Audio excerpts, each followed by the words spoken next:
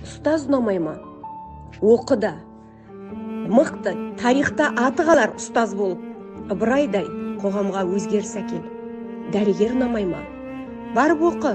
Ибн Синадай медицинаға жаңалық әкеліп, елге үлгі болар іс істе. Әкім ұнамай ма? Оқы, ізден. Мықтылықты өзіңе құйда. Барып әлемде жоқ әкім бол. Әкім деген қандай болу керек екенін көрсет елге. Журналист ұнамай ма? Оқы, жаттық, шебер бол. Семинар кез, үйрен, кітап кемір. Операны шаң қаптырып кететіндей дүлдүлдің өзі бол да, әліңмен әлемді әрлендір. Министр ұнамай ма? Не істеп отырсың? Президент ұнамай ма? Не жатыс? Қазір энергияның, Wi-Fi-дың заманы.